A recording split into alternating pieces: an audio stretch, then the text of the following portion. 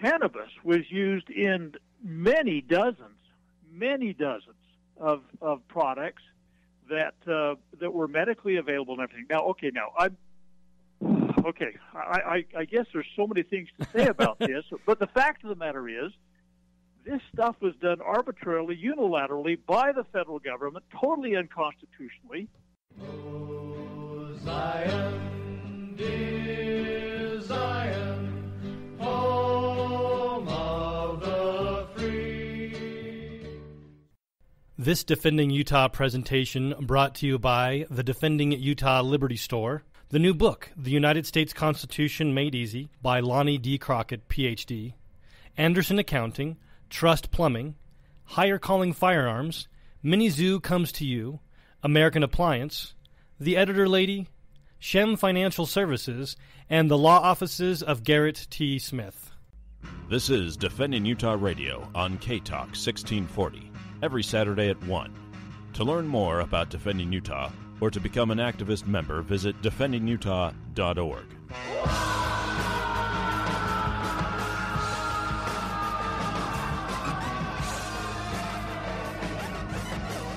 Good afternoon, everybody. This is Ben McClintock from defendingutah.org, where we think right and wrong, not right and left. And we are joined, of course, as always, with the one, the only Enoch Moore.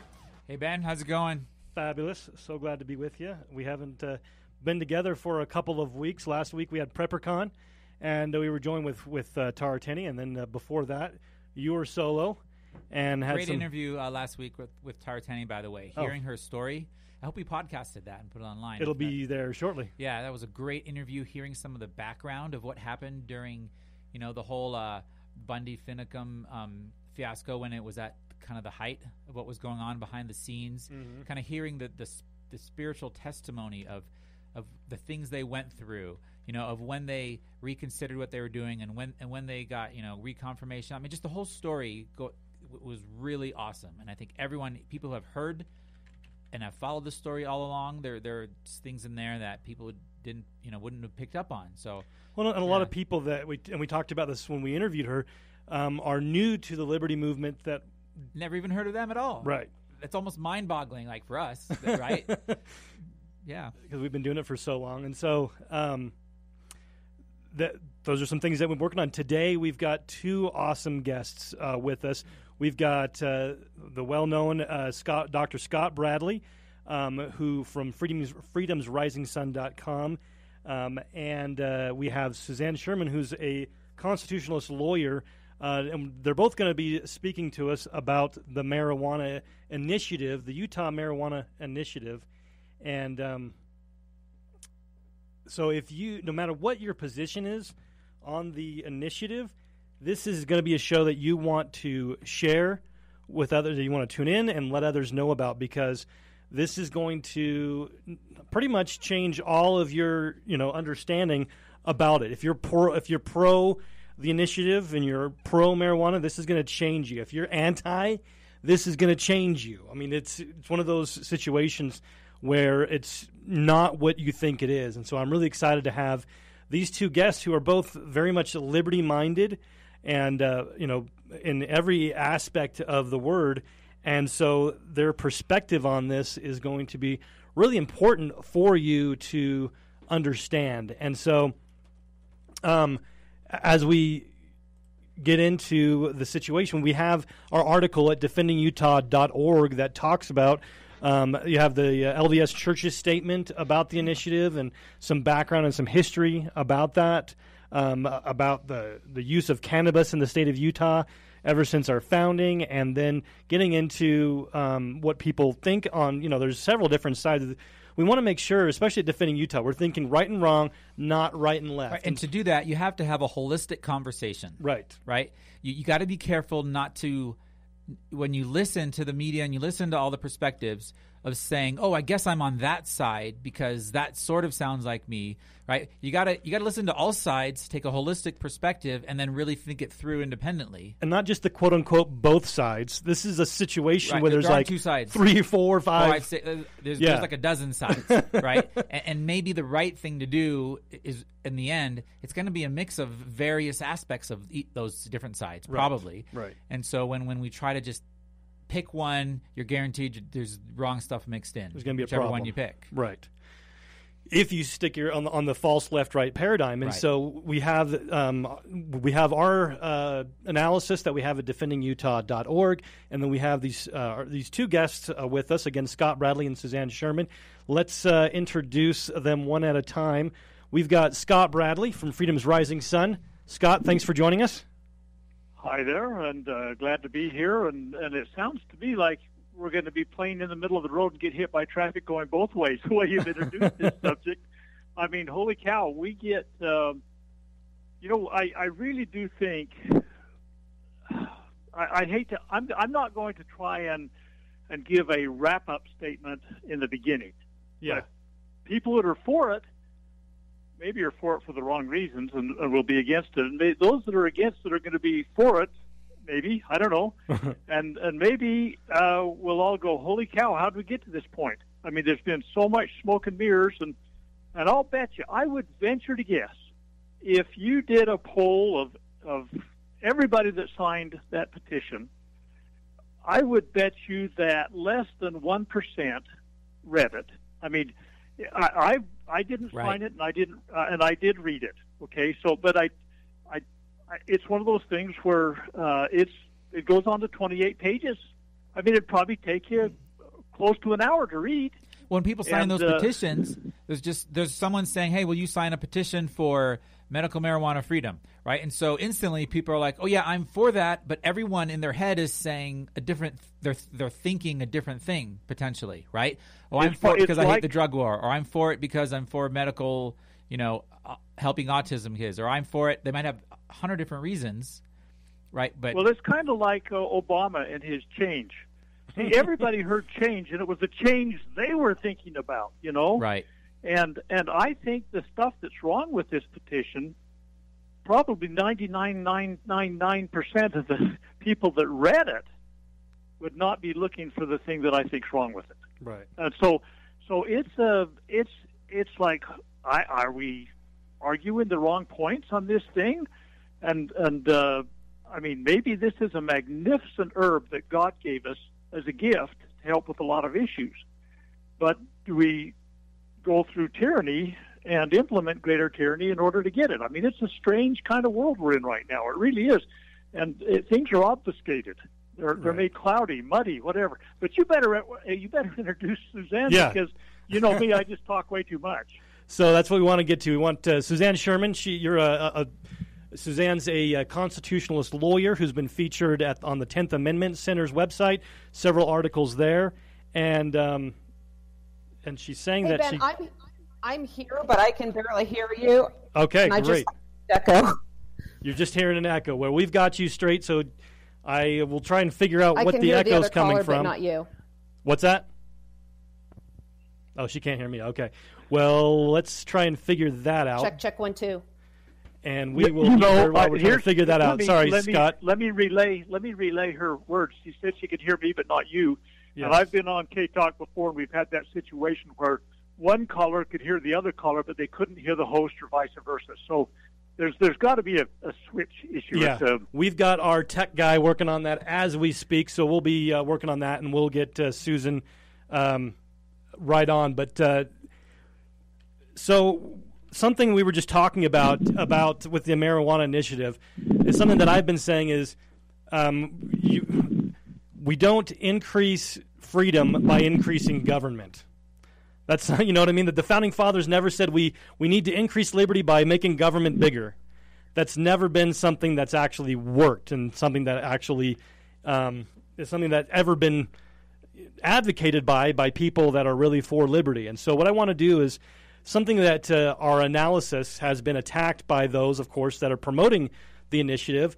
And so I wanted to bring you guys on to really talk about the initiative and what are some of the issues with it. And so while we're working to get Suzanne on, Scott, you want to just kind of talk about some of the things that you've noticed from reading our article as well as your own reading of the initiative. Well, let's start off with a statement by George Washington. His closing breath on the farewell address that he gave. He said he wanted to partake in the midst of his fellow citizens the benign influence of good laws under a free government, the ever favorite object of my heart, and the happy reward, as I trust, of our mutual cares, labors, and dangers. So George Washington wanted to live under good laws. And when he retired from the presidency, this powerful position in the nation, he wanted to go back and have his life not impinged upon by law. Now, there's an analogy, perhaps, that we can draw that might have your listeners will probably know about this, but here a couple of years ago, the Utah Federal Lands Act, the Senate Bill 276, came up, and there was a lot of things wrong with that. But the thing I focused on that was the creation of a tyranny, call it a division of land management instead of a Bureau of Land Management. And what it basically did, it created a division that had complete control of these lands that we were supposedly to get back from the federal government, including never giving them out to the point where the public could, have access to them and private ownership and everything, which is what stewardship's all about. But they created all the regulations. They established fees. They monitor all activities. They enforced the regulations. They adjudicated the regulations. So they were the judge, jury, hangman, and created the legislature, executive, and the judiciary.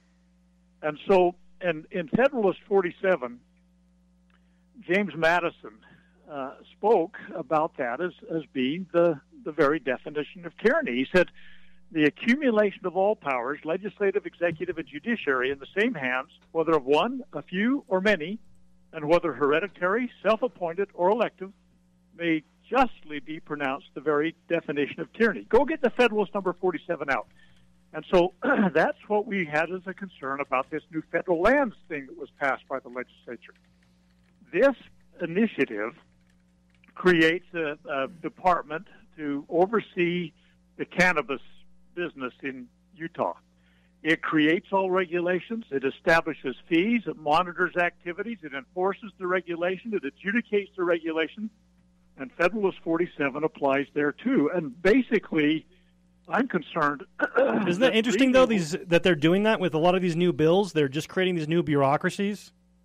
Well, it is very interesting to me, and it really is basically an imposition of government agency over us. Now, those that are in favor of this, I got to give them credit, if you will. I don't know if that's the right word, but a 28-page document, for crying out loud. They tried to cover all bets, all angles. They tried to make it sound like there was no wiggle room in the world that this could be a violation of anything, and to kind of, I think, win the support of those that were saying, we don't want to have, recreational marijuana. Again, by the way, marijuana is a pejorative term that was created 100 years ago to demonize cannabis.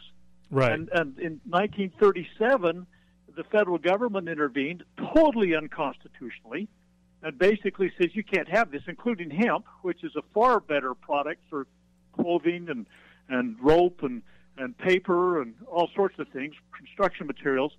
But they lumped them all in this one thing out of pure ignorance, I think, or maybe there was diabolical intent on it. But at any rate, we had all that problem, and then in 1970, the Controlled Substances Act, they made it a Schedule I drug that has no medical use.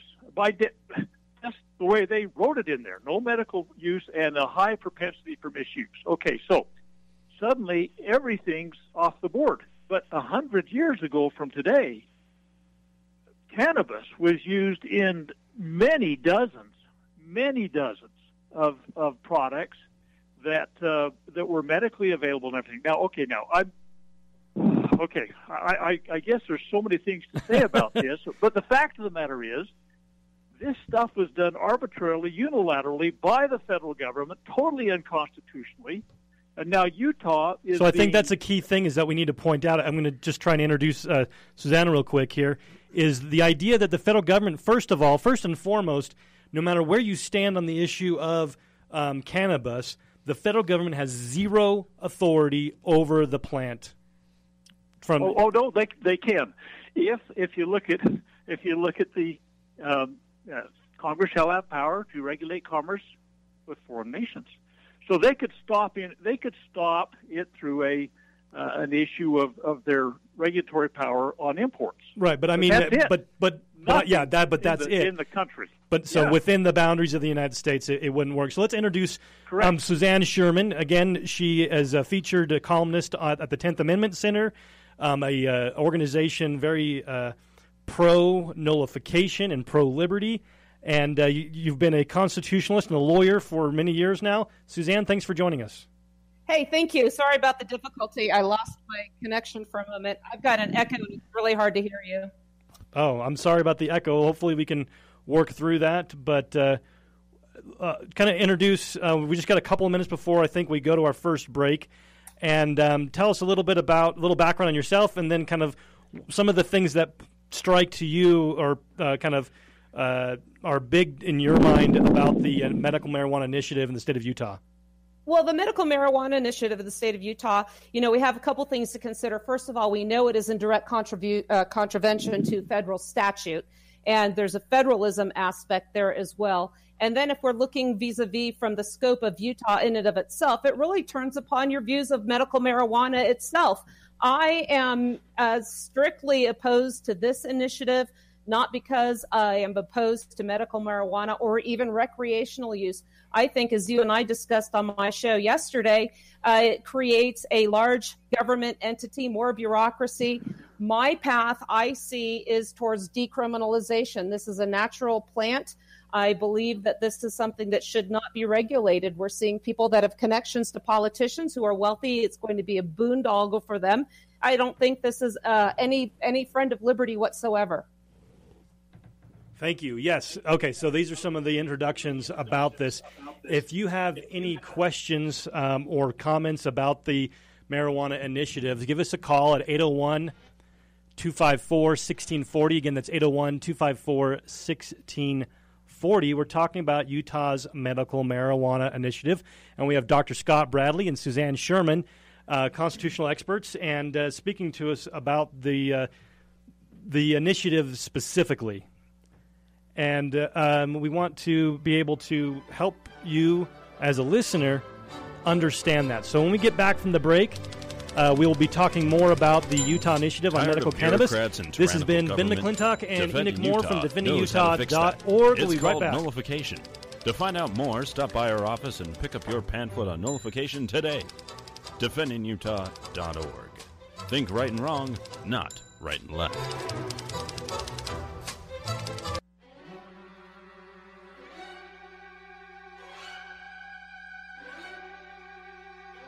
Can't get enough Defending Utah Radio? Then follow us on Facebook and subscribe to Defending Utah's YouTube channel.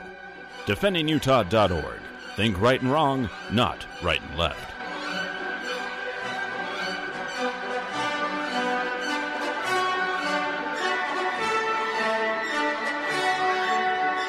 And we are back on Defending Utah Radio. This is Enoch Moore and Ben McClintock, and we're talking to Scott Bradley and Suzanne Sherman, constitutional scholars on the medical marijuana initiative. And right before the break, we were talking with Suzanne and Scott, and let's pick up back where we started. So, Suzanne, I wanted to get back to you. Let's turn both Scott and Suzanne back on the board. And Suzanne, can you maybe point out the single most egregious part of this initiative, in your opinion?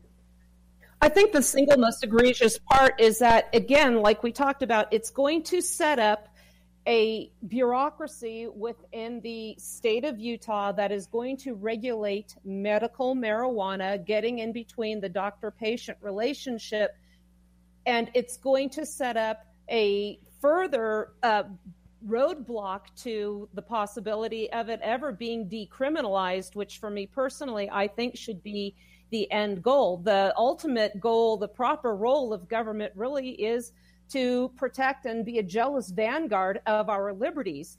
So once an established bureaucracy and expansion of government occurs, we will never see that go away. So clearly, if we ever have any kind of a decriminalization, people will no longer need to kowtow to the overlords in the Utah legislature to get permission to use this plant for their health. So I really have a problem with this. It will foreclose forever the possibility, however remote, of it being decriminalized here. People really need to understand that you never grow liberty by growing government. Yes, this is a Trojan horse, just like I said national reciprocity is. Yes. So, yeah, go ahead, Dr. Bradley. Just, kind of maybe even just saying amen to what Suzanne said. Think for a minute, people.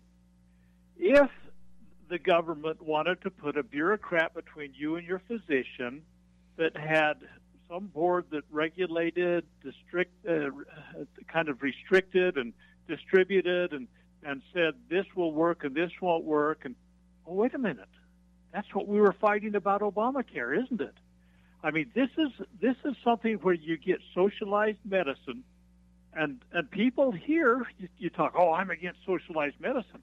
Well, this is just another little aspect of that. I mean, it's a very specific product-oriented kind of aspect, but the fact of the matter is, what difference is it between this and that? There's going to be a bureaucracy that's in the middle of your medical care, and Suzanne, of course, goes beyond that and saying, why should they even exist? And I'm really concerned about the existence of this all-powerful czar that the state's creating. So really, I think people can easily see and understand where there's a problem because they've been fighting, socialized medicine, whether it's Hillary Care or Obamacare, and they've tried to deflect that, and there's been a whole bunch of effort to have that happen, but it's been largely a failure.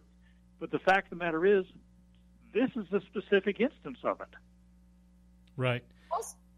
Go ahead, Suzanne. Also, anytime we see government getting involved in issues like this, we're going to see an exponential increase in the cost of whatever product they're going to license vis-a-vis just cost for purchase and taxation. We're seeing that in California, where I believe the tax even for recreational use is approaching 40%, which really seems to render moot the purpose of decriminalizing or legalizing marijuana is to get the drug lords out of this so it's not profitable. When you make the taxes high enough, then once again, you render the need for a black market. And once again, the criminals get involved. If we can just decriminalize this, where people have the freedom to act like adults, treat themselves like adults, behave like adults, we can have the criminal element taken out of that. I discussed this in an article that I wrote for the 10th Amendment Center. Yes, this was about federal marijuana laws, but it also applies here. So once we have more regulation, we have an opportunity to have criminal behavior because of the increase in the cost.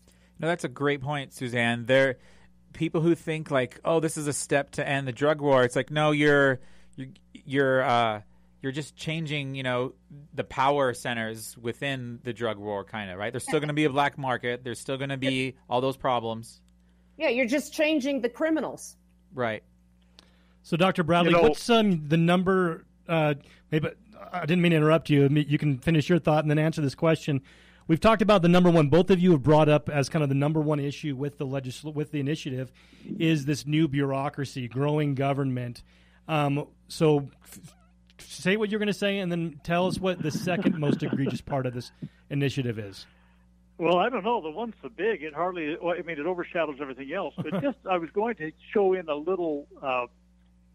I like to bring a perspective in, like this Obamacare thing, and them being in the middle of your health care and everything, and so on. But I'll give you another example of what happens when government gets deeply embedded in any substance. And let's just take education, for example. The cost of education, higher education, has astronomically grown. I'm old enough that when I first started going into college in the 1960s, I don't remember the numbers exactly, but a quarter, we weren't on a semester basis, we were on a quarter basis at the school I was going to, and I don't remember exactly, but it was something like $125 a quarter. And it was like when the government got involved with all their grants and everything else, what that did is it began to basically raise the floor higher and higher and higher, to the point that, yes, the universities expected everybody to accept those government grants, those Pell Grants and so on, which again is another form of tyranny because it's a redistribution of wealth. But the point of the matter is, that didn't cover my 100. Well, I never participated in that, and it wasn't in when I was in school. But the fact is, nowadays every kid that comes in, they say, "Oh yeah, you can get these Pell Grants, and it's just free money. You take it." Well, the universities use that as the floor, and so now what happens is the kids take all of those things, and then they have to add on top of that their own debt. And I talked to a kid last Sunday, and he told me that he was $160,000 upside down after taking all of the government stuff in there. So what's happened is it really did, as Suzanne has inferred, it really did raise the cost to the point, and it will likely do the same thing in terms of cannabis in the state, and therefore there will probably be an underground, if you will, that provides it for, even if it's a slightly less price, people will turn to that. Now, I talked to someone last week in Colorado where they have basically said, okay, recreational, medical, whatever you want to do, and he told me that the state is just awash in money from the taxes that are being raked in based upon what's happening in these dispensaries. And so the state is kind of become the drug lord, if you will. The state has become, and by the way, licensure is kind of that. Licensure is that we make legal what was previously illegal, and so by licensing it, now the state says they're going to control it. Now the state takes advantage of it in some way or another. And this guy I talked to last week in Colorado says, holy cow, he says that this has been just a kind of a big, open the floodgates and pour the money into the state kind of thing. So, yeah, absolutely. We can see real live experiences with those kind of things, whether it's education, whether it's on a medical world, or whether it's in a state that's already, opened their own drugstore, if you will, for their own particular financial benefit. Another thing I heard about Colorado, too, speaking of kind of, we can see kind of down the road a little bit with Colorado in some ways. But there, when I went to go visit there, what I heard was that they made it illegal to make oil for medical use, like at your home. So people can't even though it's like all over the place and people use it recreationally, if you try to take it and make oil that people might use for medical use, then they made that illegal. So it's almost getting reversed. Well, that reminds me of like alcohol, right? You can buy alcohol in the store, but if you try to make your own alcohol, you're now a moonshiner and a criminal. Yeah, Which right. begs, So it raises the issue, are we regulating this because it is inherently harmful for you? Or are we going to regulate it for you because we really don't care about your health? We just want to profit off of it. Right. Exactly. So, Suzanne, what is your number two most egregious part of this initiative? I think what people aren't aware of is what's going to happen, because we have now, thanks to the Affordable Care Act, the federal mandate that medical records are kept electronically. So if you consider there's cross-references and checks to certain databases, and we're seeing in California now in other states where, for instance, medical marijuana users are now being denied their God-given pre-existing rights to own and possess firearms. We're going to probably see that as well. Now you've got your medical marijuana license. Guess what? It's time for you to surrender your firearms, or they'll already have a database of CCW holders. So if you have a carry permit, is there going to be a cross-reference check to medical marijuana users, or is that going to be in your background check that is now enhanced? So I think this is a very nefarious plot that's going to ensnare more law-abiding citizens into the big gun control net. And that's something, if people think that could never happen in Utah, our own Governor Herbert, has suggested that we license BB gun owners. And just a couple of days ago, he came out and was in favor of new restrictions, California-style restrictions of age, increasing the age limit, decreasing the amount of bullets a magazine can hold. And so we have very anti-gun elected officials in the state of Utah, even though you would think that we wouldn't. And so to think that this could never happen in Utah, I think, is very naive. Well, I Well, think what I we're think that- seeing is the Sorry, the go ahead. creep. Suzanne seeing first, the- and then Scott. Sorry, we're seeing the creep of the California values of these people that are moving to the state of Utah, present company excluded. You know, we left the state of California to get away from those values, but now with the high taxes, we're seeing mass exodus from New York, Connecticut, California, but these people aren't learning from their mistakes. They want to avoid the taxes, but bring their policies here. It's only a matter of time before that takes effect here legislatively, and that's why what you're doing over at Defending Utah is so crucial. Yeah, Scott? Well, you know, it's interesting, as pointed out, Suzanne came here, I presume, quite recently in order to be able to be freer, and has probably discovered that it is the great socialist state of Utah. But the fact of the matter is, those that are coming are bringing with them their values, the things that they think they're fleeing. They're bringing their votes, and they will implement those things just as, you know, it's been predicted. Thomas Jefferson predicted that. But just as a little follow-on to this conversation about guns, we do know that some states are using this medical marijuana issue as an excuse to confiscate guns. And it's interesting to me, if you've purchased a firearm lately, there is a question on the form that you fill out if you use marijuana. And so if you check yes, guess what? You don't. It's a federal issue. You do not get to purchase that firearm. And so there's a lot of Trojan horses. I think the term's been used at least once on this show. There are some hidden things. This still is a federal offense, and I don't know if we're going to get to nullification at any point, but the fact of the matter is the real answer in so many instances is nullification. It's not just in this marijuana issue and the feds involved with that, but involved in the Second Amendment issues. It's involved in whether or not a business can decide who they're going to sell to or whatever. I mean, there's countless medical issues in terms of, you know, socialized medicine. There are countless examples where nullification is the correct solution, and we need to kind of reinstitute our understanding about that if the nation's going to move forward, and particularly with our state legislators. If we've got some legislators with a little background and a little backbone, we might be able to start approaching this in a way and kind of enlist the support of other states while we go down this road, and literally start to turn back this Leviathan, this federal government that is encroaching on every aspect of our lives. I tell the story back some time ago. I was cross-country skiing in the backcountry, and I passed a sign that was it was on a federal land, again, unconstitutional. We won't talk about that particularly, but I passed a sign, and it said, "Defacing this sign is a federal offense." And I muttered under my breath, "So what?" And it wasn't because I'd ever defaced the sign. It's because everything's a federal offense now. They've basically criminalized everything in contravention of the original intent of the Founding Fathers, all of their words, and what they actually delegated to the national government in the Constitution. It's been usurped at virtually every level. So sooner or later, we've got to come to the understanding that we've got to restore the original foundation. I'm talking again too much. I'll turn it back over to you guys.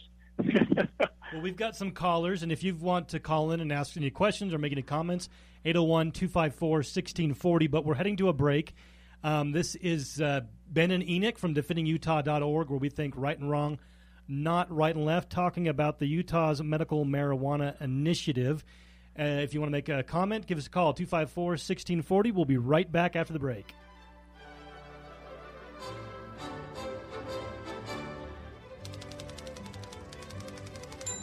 Tired of bureaucrats and tyrannical government? Defending Utah knows how to fix that. It's called nullification. To find out more, stop by our office and pick up your pamphlet on nullification today. defendingutah.org. Think right and wrong, not right and left.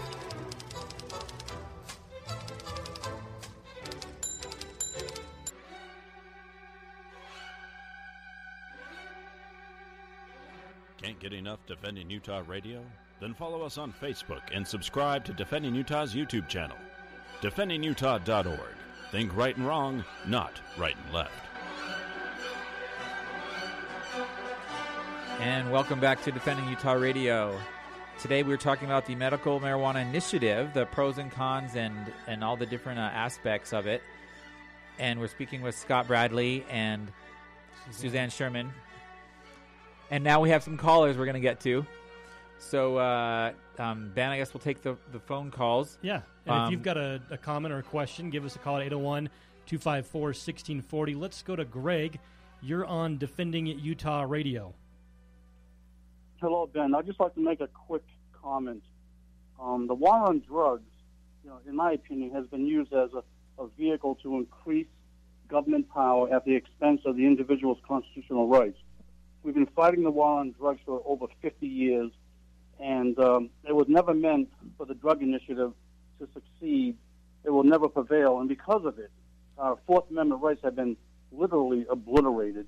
And I feel that the illegal use of drugs should be decriminalized.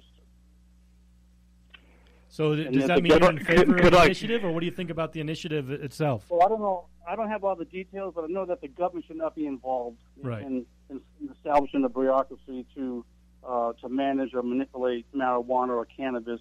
It just gets out of control, and it's never a good situation. Whenever the government gets involved in anything, it never works out. It's always to the disadvantage of the individual, or perhaps it would violate the constitutional rights of the individual. So the government should stay out of it and let the private sector deal with that situation. Thank you, Greg. Well, let's go to Dr. Bradley, your comment, and then Suzanne. Yeah, just very quickly. Greg's correct about the war on drugs and its failure.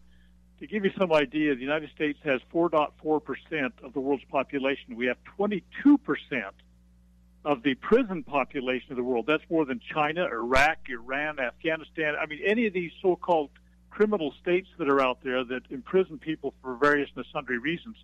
The United States has 2.25 million American adults behind bars right now. We have more than 700. It's between 715 and 725 per 100,000 in prison right now. It's largely attributable to the war on drugs, and as Greg pointed out, it really hasn't made a dent in it. All it's done is put a lot of Americans behind bars. And so there's been an egregious violation of Americans' liberty, and the federal government's minimum mandatory sentencing and all those kind of things contribute to it. So what I really do see, again, this is a case of government involvement that has led to greater tyranny in the nation. So, I mean, there's a lot more to be said, but you get the idea. Yeah. We're on a bad path. We're not solving a problem. Suzanne? Sure. As with the war on drugs, we have the collateral damage. Looking back to the war on alcoholic beverages and the Prohibition era, the St. Valentine's Day Massacre of 1929, there we have an example of an escalation in gangland violence and the power of the temerity of organized crime that happened as a result of Prohibition. As a result of this, we have the National Firearms Act of 1934, highly unconstitutional, but we are still suffering from that Pandora's box today, fighting to preserve our rights that were given to us prior to the Constitution. So these are rights we were born with, and we are being challenged. They're called our Second Amendment rights. No, this is a restriction against the general government, but because we think that they are constitutional rights, they got away with this National Firearms Act by saying, well, rights are subject to regulation, and they capitalized on the violence that they themselves caused with the prohibition. Right. That's a really good point that we need to apply today. We've got another caller. William, you're on the Defending Utah radio program. Hey, thanks for taking my call, guys. There's been some great commentary. This question's really for Suzanne, as I know she's both a constitutionalist and a historian. What I think is interesting about the cannabis issue for the last 30 years, that medical marijuana has been an issue and decriminalization has been an issue, is what we're really getting at here is the fundamental natural right to grow something on your own land and consume it. I don't care what that is, if it's corn or if it's a marijuana. And what I want to ask Suzanne is, historically, where did this idea come from that somehow or another government could regulate what an individual grew and consumed on his own private property, and where are they assuming that authority from? Well, that's an interesting point because you're going back right now. As far as the federal government is concerned, the general government has absolutely zero authority to regulate marijuana whatsoever. But if you want to go back to where they are coming up with the gumption where they claim they have the authority to regulate what we grow on one's own land, I'm going to refer them to a very evil case called Wickard versus Filburn, where a farmer during the New Deal era was growing his own grain, and the government said that he could not do that, citing the Commerce Clause, the justification being that his growing grain on his own land for his own use affected interstate commerce. This is how egregious they have gotten in this regard. So historically, for the Constitution, there is absolutely no authority for the federal government to regulate a plant. Because there is no delegation of that power, this falls within the 10th Amendment. So the states do have that power. As far as the states are concerned, I absolutely do not believe that regulating what we grow on our own land is in any way, shape, or form a function of the proper role of government, which is to preserve our liberties. And I think it's funny that you use the term corn, because I say the same thing. I grow tomatoes. I should have the right to grow plants, marijuana plants, if I am so inclined. It's not their business. Great. Perfect, Suzanne. I want to get into just into the last few minutes, and we'll go to Dr. Bradley first. Some things that people have said in response to our analysis is, well, at least we're moving in the right direction. Is that true or false, or what do you think? I would have the same answer to that question that I had to the Utah legislature in regards to that Senate Bill 276 in regards to the federal lands. I think that what we're doing is we're creating another level of tyranny. And the people that talked to me, they said, well, golly, we're going to, for those that know about this, that we're going to try and take possession of lands that the feds are withholding from us unconstitutionally. Right. And they say, well, wouldn't you rather have a tyrant, or not a tyrant, wouldn't you rather have it managed? They didn't call it tyrant, I call it that. Wouldn't you rather have it managed in the state through our own efforts than have it through the tyranny of the federal government? And I use this example. You know, I ask people, would you rather have a tyrant 2,000 miles away or a tyrant at the head of your household? And so really and truly, those that have had tyrants at the head of the household would say, I'd rather have as much distance between me and them as I can. And so what's happening here, though, is we're creating another level of a government tyrant at a state level. And by the way, it's being done in a process that I completely disagree with, and that's through the initiative process, because most of the people, first of all, signed this, didn't have any idea about this stuff, and second of all, it's an application of democracy instead of the republic that we have. Now, I must admit that with very few exceptions, most of our legislators are probably among the least qualified people in the world to ever judge something like this. Right. But the fact of the matter is we've got to start having the people understand and be able to then elect good representatives. But this whole process is wrong to the nth degree, and we're going to why not start an initiative process about taking from the rich and giving to the poor? Why don't give me any ideas. No, I know. But here's the facts. If we start going down this path, where's the end? Right. This just happens to be a very bad approach to a problem that needs a better solution, and it certainly isn't this one. Suzanne, what are your thoughts? Are we moving in the right direction with this initiative, or is it a problem? I say the same thing to the people that were supporting national reciprocity. Obviously, that's a federal issue, but I say, look, just because you think you have the momentum behind you to pass a policy that you personally agree with, if it is in fact a Trojan horse, like we showed earlier in this show, it is not a step in the right direction. And I use the analogy of when the American Indians would chase the buffalo and they're running, going, well, hey, we're going in the right direction. And all of a sudden, lo and behold, they're running off a cliff. Yeah. Great. Okay, we've got 1 more minute. We've got a caller. We've got Ray on the line. Ray, real quick, what are your thoughts? Well, I agree that the drug war has not worked. And I agree, the government bureaucracy is horrible. We need to take everything from the federal government and move it to the states. But there is a problem. Like down south, they can suck on cocaine leaves, and there's no problem. But they have made cocaine very powerful, and then there's a big cocaine problem in America. Mm-hmm. And like marijuana used to be it wasn't powerful at all. But now it is so powerful. There's kids ending up in the hospital from smoking it. So now we gotta. It's so powerful, that I don't know what the solution is. I think that's an interesting thing about the initiative itself is it only allows government-approved strains. And so if you want to do something organic, that actually wouldn't be allowed under the initiative. We've just got a few seconds left. Scott, go ahead. Well, the GMO issue is a whole other issue on this genetically modified stuff that they're doing with cannabis. I mean, there's a whole bunch of strange thing, and it's broader than cannabis. I mean, there's intervention, and I suspect that governments probably support that kind of thing to modify our food sources and everything else we consume, and that's a whole new problem. And so, man, you ought to do a program on that sometimes. GMO, I think, is going to destroy us. Also, Ben, real quick, be aware of the pharmaceutical companies that are getting exclusive rights to produce synthetic cannabis. Okay. Well, we are out of time. Thank you both, Dr. Bradley and Suzanne Sherman. And this is Defending Utah Radio every Saturday right here on K-Talk at 1 o'clock. See you next week.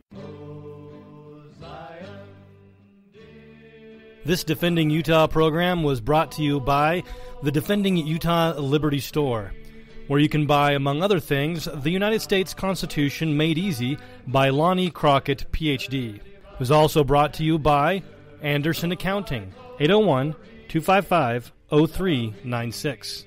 Trust Plumbing, 801-808-5470. Higher Calling Firearms, highercallingfirearms.com. Mini Zoo comes to you, 801-414-5279. American Appliance, 801-254-2566. The Editor Lady at gmail.com. Shem Financial Services, 801-856-6151. The Law Offices of Garrett T. Smith, 385-439-0247.